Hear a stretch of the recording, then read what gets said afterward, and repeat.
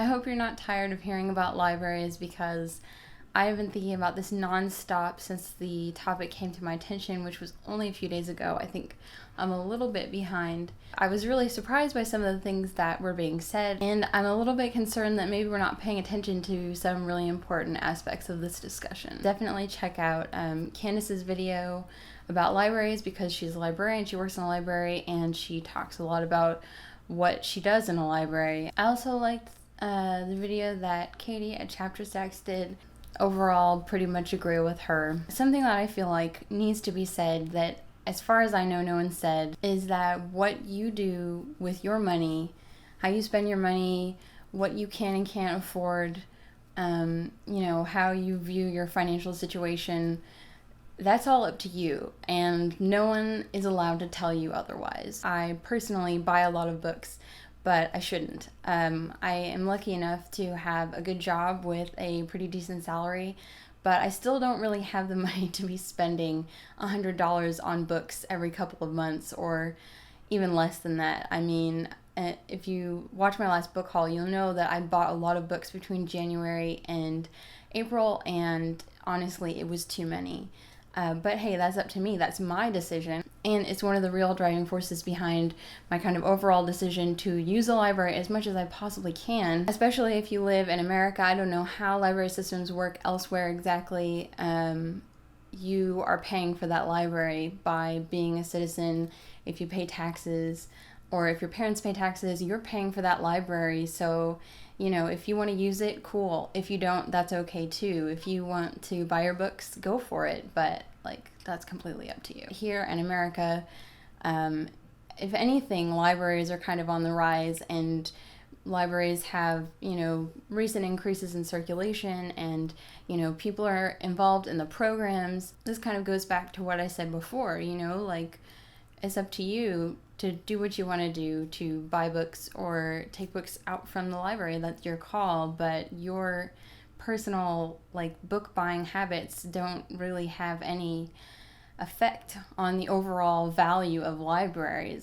I saw some people in the comments of some of these videos saying that the government shouldn't provide libraries, that libraries shouldn't be run or funded by the government, and I completely disagree. And I would be surprised to hear anyone from my generation or the generations after me talking about getting rid of libraries as a government program, because look at our current situation. If you went to college and whether or not you graduated, you're probably in debt right now.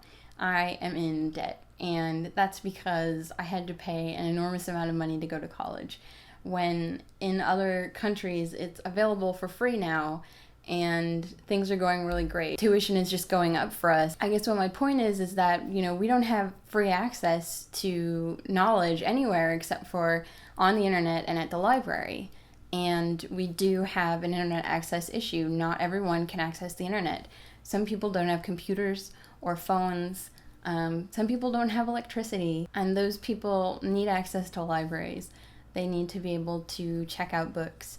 They need to be able to go to after-school programs or weekend programs, to learn, or just to be somewhere. In Candace's video, she talks about providing a safe space.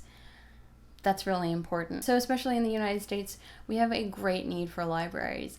I looked up a lot of statistics about the state that I live in, West Virginia.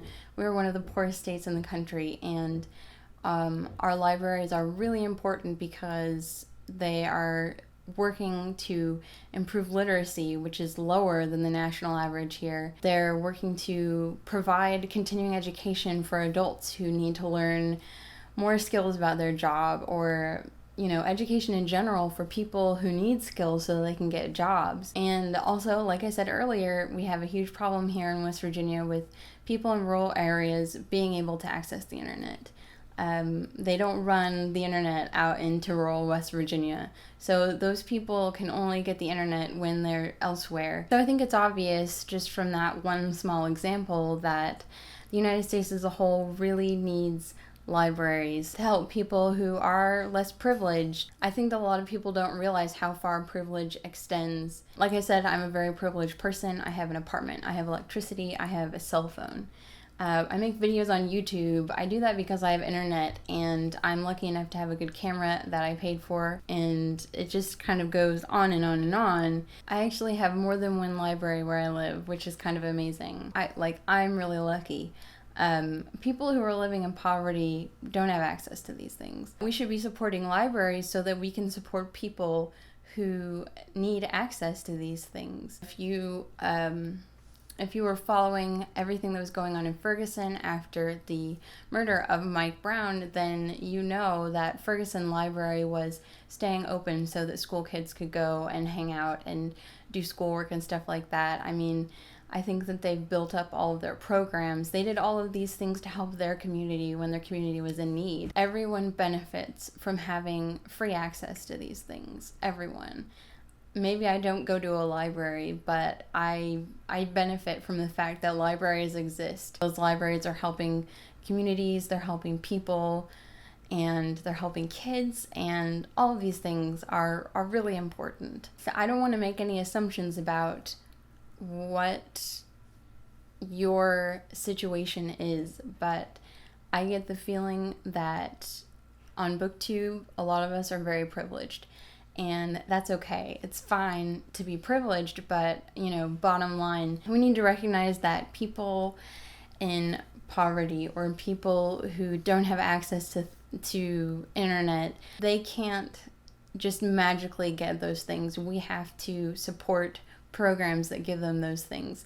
And that is, why we have to have libraries. I'm going to stop now. Thanks for watching this video. I would love to hear your thoughts in the comments. I think it's really important to keep talking about this. That's all I have to say. Comment below, and I will see you guys later. Bye.